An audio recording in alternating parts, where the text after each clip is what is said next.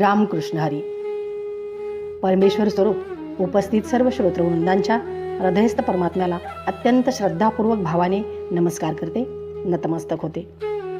आज सर्वश्रेष्ठ आणि विश्वातील अलौकिक भूवैकुंठ पंढरपूर वारी व भूवैकुंठातील साक्षात परब्रह्म पंढरीश पांडुरंगाच्या भावविभोर भेटीची स्वानुभूती अशा अतिशय सुंदर विषयावर मी आज बोलणार आहे. श्री क्षेत्र माऊली जन्मसंस्थान आपेगाव ते भूवैकुंठ श्री क्षेत्र पंढरपूर पायी वारीतील माझा अविस्मरणीय अनुभव मी आज सांगणार आहे. आषाढी वारीतील अनुभव सांगताना मन अगदी भरून येते. किती आणि काय अनुभव सांगू, अतिशय अलौकिक अशी स्वानुभूती आली आहे. प्रत्येक पावलागणिक नामस्मरण म्हणजे एक अश्वमेध यज्ञ करत करत या तपश्चर्येतून साक्षात परब्रह्म परमेश्वराला भेटण्याच्या, त्यांच्या चरणाशी लीन होण्याचा दैव दुर्लभ परमयोग आला. हे आम्हा उभयतांचं नक्कीच पूर्वसंचित असावं. जसं जगद्गुरू संत तुकाराम महाराज म्हणतात, पूर्वसुकृताची जोडी म्हणून विठ्ठले आवडी, तसं वारी म्हणजे अनंत अश्वमेध यज्ञाचा महायज्ञ आहे. ती घडण्यासाठी पूर्वसुकृतच लागते. वारी घडण्यासाठी सत्व रज तमाची निवृत्ती व्हावी लागते, तेव्हा खरी वारी होते. वारीच्या पहिल्याच दिवशी जाणीव झाली की वारीत जाण्यासाठी प्रापंचिक जीवनाचा प्रवास करत असताना जे जे आत भरले ते सर्व रित करावं लागेल, पूर्ण शून्य व्हावं लागेल. तेव्हाच वारीच्या खडतर तपश्चर्येतून जाताना ब्रह्मतत्वाची, परब्रह्माची अलौकिक अनुभूती होईल. आणि खरंच वारीच्या एक एक दिवसाच्या तपश्चर्येतून विठू माऊलीच्या नामघोषात, नामचिंतनात काम, क्रोध, माया, मोह, लोभ या नको असलेल्या सर्व गुणांचा ऱ्हास होऊ लागला आणि खऱ्या अर्थाने खूप हलका आणि आल्हाद झाल्याची जाणीव झाली. शारीरिक, मानसिक, वाचिक तपश्चर्येतून माहेरी जाण्याची ओढ निर्माण झाली. विठू माऊलीला भेटण्याची, चरणस्पर्शाची अतिशय उत्कंठा निर्माण झाली. खरं तर वारी हा अभ्यासाचा विषय नसून तो स्वानुभूतीचा विषय आहे. या वारीतील अलोट जनसमुदाय म्हणजे वैष्णवांची मांदियाळी आहे. इथे कोणाचेच ओळखपत्र, नाव लागत नाही, कारण इथे प्रत्येकजण माऊलीच असते. फार प्रेमाने सर्व वैष्णवजण एकमेकांना माऊलीच म्हणतात. सर्व वैष्णवजण माऊलीमय होऊन जातात आणि तेव्हा विठू माऊलीच्या अगाध प्रेमाची, आपल्या लेकरावरील वात्सल्याची खरी प्रचिती येते. इथेच मीपणाच्या अहंकाराची होळी होते आणि आपण माऊलीमय होऊन जातो. इथेच माऊलीच्या वात्सल्याचा परमोच्च आनंद सोहळा उपभोगायला मिळतो. वारीमध्ये कित्येक व्यावहारिक शिक्षित नसलेल्या आध्यात्मिक तत्वज्ञानी माऊली भेटल्या, ज्या सर्व गातेतील अभंग, भारुड, गवळणी सर्व श्रेष्ठ चालीमध्ये गातात. आध्यात्मिक तत्वज्ञान, अभंगाचे निरूपण, भारुड, गवळणीचा सुंदर अर्थ अगदी उत्कृष्ट भाषेत सांगतात. त्या सांगताना असं वाटत होतं की खऱ्या अर्थाने या माऊलीची सत्व रजतम गुणाची पूर्ण निवृत्ती झाली. काम, क्रोध, लोभ, माया यापासून खूप दूर गेल्यात.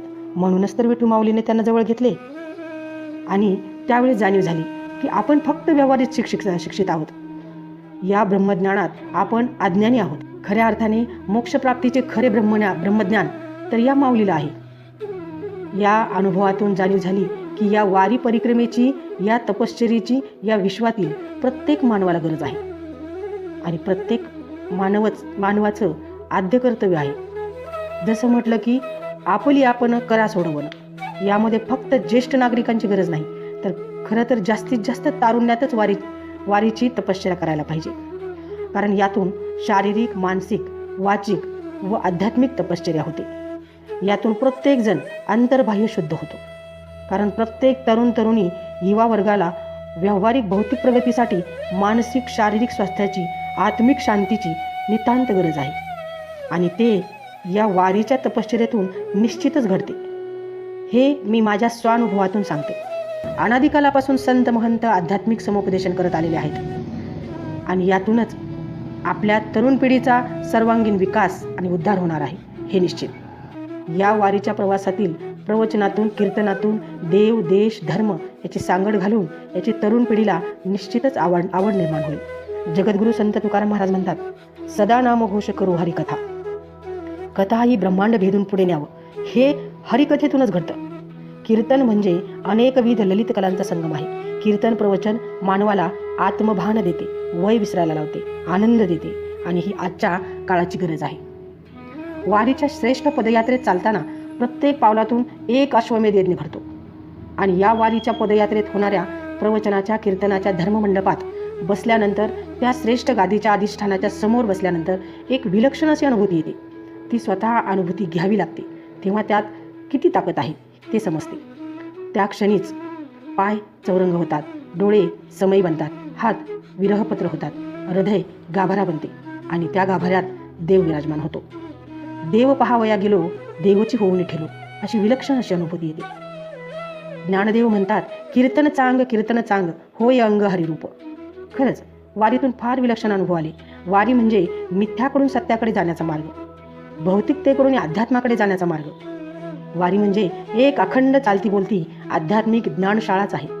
सकाळपासून ते संध्याकाळच्या विश्रांतीच्या स्थळाच्या ठिकाणी जाईपर्यंत सतत हरिनाम घोष, अभंग, भारुड, गवळणी अखंड तत्वाने चालू असतात.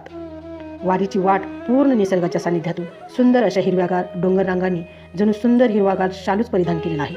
पक्ष्यांचा सुंदर किलबिलाट, सुंदर रंगबेरंगी फुलांचा सुगंध चहूकडे दरवळतोय. खूप आल्हाददायी निसर्गाच्या कुशीतून अखंड हरिनाम घोष करत चालताना असं वाटत होतं विठू माऊलीने अगदी कुशीत घेतले आहे आणि हरिनाम घोषाचा नाद पूर्ण त्या डोंगररांगात घुमतोय आणि परत परत तोच नाद ऐकू येतो. असं पूर्ण वातावरणच माऊलीमय होऊन गेले होते. प्रत्येक विश्रांती स्थळाच्या ठिकाणी अतिशय प्रेमाने, भक्तीने आणि भव्य दिव्य स्वागताचे विलक्षण अद्भुत असे सोहळे पाहायला मिळाले. खूप साधी माणसं आणि माझे हृदयस्थ सद्गुरू विष्णू माऊली विषयीची अपार श्रद्धा, प्रेम, निष्ठा ओतप्रोत भरून वाहत होत असलेली पाहायला मिळाली. ते पाहून मन अगदी भरून आले व प्रत्येक ठिकाणची माता माऊली गुरुजींविषयी अतिशय प्रेमाने, भक्तीने, निष्ठेने त्यांचा अनुभव सांगत होती. ते ऐकताना आपसूक नयनातून आनंदाश्रूचा गुरुजींच्या चरणावर अभिषेक होत होता. हृदय आनंदाने भरून जात होते. माझे हृदयस्थ सद्गुरू विष्णू माऊली गुरुजींनी हा वारीचा मार्ग इतका दुर्मिळ पण तितकाच निसर्गाच्या सानिध्यातला आणि भूवैकुंठाच्या अतिशय सुलभ व जवळचा मार्ग कसा शोधला असेल. त्यावेळेस तर गुगल नव्हते, रोडमॅप नव्हते, वाट तितकीशी चांगली नव्हती, पण त्या वाटेवरची माणसं अतिशय साधी पण मनाने प्रचंड श्रीमंत आहेत. खरंच माऊली व गुरुजीविषयी अपार प्रेम, भक्ती, निष्ठा, श्रद्धा हे सर्व फार विलक्षण हृदयाला भिडणारे क्षण पाहावयाला मिळाले, अनुभवायला मिळाले. हे आम्हा उभयतांचे पूर्वसंचितच व परमभाग्य म्हणावे लागेल. वारीच्या पदयात्रेत भौतिक सुखसुविधा नाहीत, पण सुख परमोच्च आनंद आहे. पांडुरंग परमात्मा शारीरिक, मानसिक, वाचिक, आध्यात्मिक खडतर तपश्चर्येतूनच प्राप्त होतो. परमेश्वर प्राप्तीसाठी खडतर तपश्चर्याच करावी लागते. नामदेव महाराज म्हणतात, सुख लागी जरी करीशी तळमळ, तरी तू पंढरीशी जाय एक वेळ. तेथ अवघाची सुखरूप होशी, जन्मोजन्मीचे श्रम विसरशी. चंद्रभागेशी करिता स्नान, तुझे दोष पळती रानुरान. लोटांगण घालुनी महाद्वारी, कान धरुनी नाथ गरुडापारी. नामा मने उपमा काय द्यावी, माझ्या विठोबाची इडापिडा घ्यावी. आषाढी वारीच्या तपश्चर्याचा अनुभव परत परत घ्यावा आणि विठू माऊलीच्या चरणाशी लीन व्हावं अशी मनोमन ओढ लागली आहे. रामकृष्ण हरी. एक ओढ सतत मनी व्याकुळ होतो देह. एक ओढ सतत मनी व्याकुळ होतो देह. आतुर असतो फक्त वारीच्या आगमनासाठी. जसा आला होता वैकुंठीचा राया तुकोबाच्या भेटीसाठी. इंद्रायणीच्या काठापासून ते चंद्रभागेच्या वाळवंटापर्यंत तू असतोस आमच्या सोबत नाचून धुंद झालेलं पाहण्यासाठी. स्वतःच्या कामाला पांडुरंग मानणारे काही थकलेले, भेगाळलेले देह असतील तिथून तुझ्या वारीचा सोहळा अनुभवतात. कारण तुझे काही मधुकरी ते काम आमच्यासाठी करतात, तुझे दूत म्हणून. त्यांचा अट्टहास पूर्ण झाला.